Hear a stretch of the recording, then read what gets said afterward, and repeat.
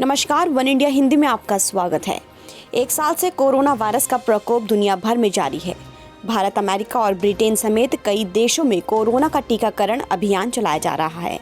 वहीं दूसरी ओर बीते कुछ दिनों में कई देशों में लॉकडाउन हटाने के बाद हालात बिगड़ गए हैं, जिसके बाद फिर से पाबंदियां लागू की गई हैं।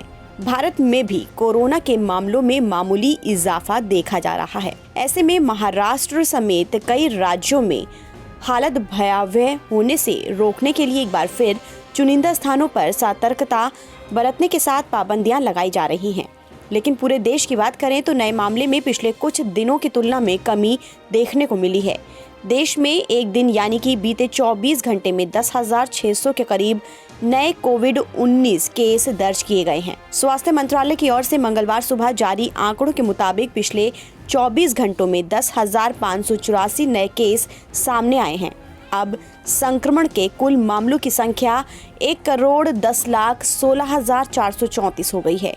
बीते घंटे में घातक वायरस की वजह से 78 मरीजों की मौत हुई है। वहीं देश में अब तक 1,56,000 से ज्यादा लोग कोरोना के चलते अपनी जान गंवा चुके हैं।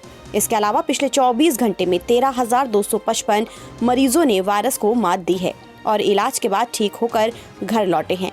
लेकिन चिंता की बात तो ये है कि भारत के अन्य कई राज्यों में भी कोरोना महामारी ने एक बार फिर से सिर उठा लिया है। करीब 16 राज्यों और केंद्र शासित प्रदेशों में पिछले सप्ताह कोरोना के नए मामलों में वृद्धि दर्ज की गई है। पिछले सप्ताह के मामलों को देखें तो करीब 7 से 8 राज्यों में स्थिति गंभीर होती नजर आ रही है।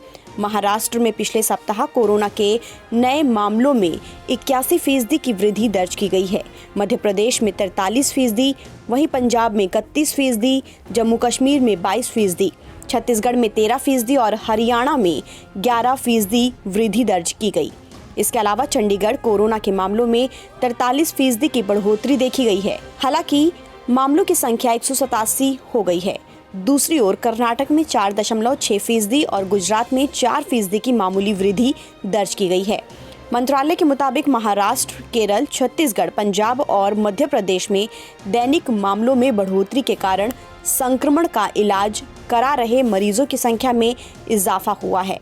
हालांकि ये वृद्धि काफी मामूली रही, लेकिन इस वृद्धि को देखते हुए सरकारें सतर्क हो गई हैं। कई राज्यों ने सीमा पर अलर्ट जारी कर दिया है।